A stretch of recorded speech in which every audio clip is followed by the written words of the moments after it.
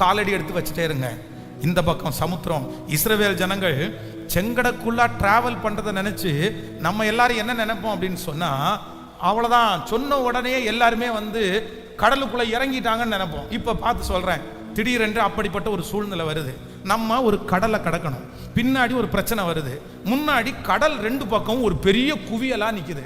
உள்ள போங்க அப்படின்னா நீங்க போயிருவீங்களா? ஹலோ, போயிருவீங்களா? அதுவும் ஒரு 5 அடினா போயிருவோம். இது கிடக்கு 2 கிலோமீட்டர் கிடக்குதுன்னு வச்சுங்க, 2 கிலோமீட்டர் உள்ள கடலுக்குள்ள நீங்க கையை தொட்டா தண்ணி இருக்குது, போவீங்களா? உண்மையிலே சொல்றேன், நம்ம போக மாட்டோம். ஏன் அப்படின்னா, அந்த தண்ணி ஒருவேளை விழுந்தா, இந்த நிறைய இடத்துல அணை இருக்கும் பாருங்களேன், இந்த அணை வந்து பாத்தீங்க அப்படின்னு சொன்னா, அணையில தண்ணி திறந்து விடாத போது அது எப்படி இருக்கும்னா ரொம்ப தரமட்டமா இருக்கும். ஆனா தண்ணி திறந்து விடுறதுக்கு முன்னாடி ஒரு பெரிய அனௌன்ஸ்மெண்ட் வரும், என்ன பண்ணாதீங்க, அந்த சானலுக்குள்ள நிக்காதீங்க, அணைக்குள்ள நிக்காதீங்க, மேல வாங்க, என்ன திறந்து விட போறாங்க. அப்படியே டெங் டெங் டெங் டெங் மணி அடிக்கும். இந்த அணையை திறந்து விட்டாங்கன்னா தண்ணி வரும் பாருங்க, மடை போல, எது நின்னாலும் அடிச்சுட்டு போகும்.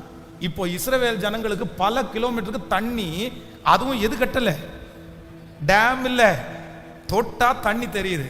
இஸ்ரவேல் ஜனங்கள் கண்டிப்பா உள்ளுக்குள்ள நான் வரமாட்டேன், ஏற்கனவே கரையில நிற்கும் போதே எங்களுக்கு அங்க பிரேத குழிகள் இல்லை என்றான்னு கேட்டவங்க எப்படி உள்ள நடப்பாங்க? இப்ப என்ன அப்படின்னு சொன்னா, ஆண்டவர் இவங்க 2 பேருக்கும் நடுவாக ஒரு அக்கினி ஸ்தம்பத்தை வச்சிருந்தாரு. எகிப்தியர்கள் இவர்களோடு சேர விடாதபடி அந்த அக்கினி வந்து அவங்கள தடுத்துருச்சு. முன்பாக போன தேவ சமூகம் இப்ப இடையில வந்து நின்றுச்சு. இப்போ இடையில நின்று அந்த தேவ சமூகம் இப்ப எடுத்துக்கொண்டோன்னு அங்க இருந்து கத்திய தூக்கிட்டு வர்றான். முன்னாடி நிக்கிறவங்களுக்கு என்ன பிரச்சனைன்னா, இங்க நின்னா அவன் வெட்டி கொன்றுவான். ஒரே வழி, கடலுக்குள்ள இறங்கி அவ்வளவுதான், நடந்துதான் ஆகணும். சில நேரத்தில் ஆண்டவர் நம்மளை அப்படிதான் நடத்துவார். நம்ம கடலுக்குள்ள நடக்க வைப்பார், பிரச்சனைக்குள்ள நடக்க வைப்பார். அந்த பிரச்சனைக்குள்ள பின்னாடி துரத்துறதுக்கு ஒரு ஆள் இல்லைன்னா நம்ம உள்ளுக்குள்ளேயே கேட்கல, போக மாட்டோம், கண்டிப்பா போக மாட்டோம், கர்த்தரை திட்டிகிட்டே உட்காந்துருப்போம். இப்போ அந்த கடலுக்குள்ள நடக்கும்போது நம்ம பயத்தோடையே நடக்கிறோம்.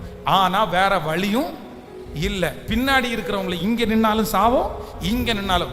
நிறைய பேரை ஆண்டவர் ஒருவேளை இந்த சத்தத்தை கேட்கிறவங்கள, உங்களை இப்படி ஒரு கடலுக்குள்ள பின்னாடி துரத்தலைன்னா நான் அமைதியா நின்றுப்பேன்லான்னு நீங்க நினைக்கிறீங்க. ஆனா உங்களை கரை சேர்க்கறதுக்கு வேற வழியே ஆண்டவருக்கு. ஏன் அப்படின்னா, ஒன்று நம்ம அவிசுவாசம் முடிச்சவங்க, இன்னொன்று வணங்கா கழுத்துள்ளவங்க. என்ன ஆமேனே வர மாட்டேங்குது.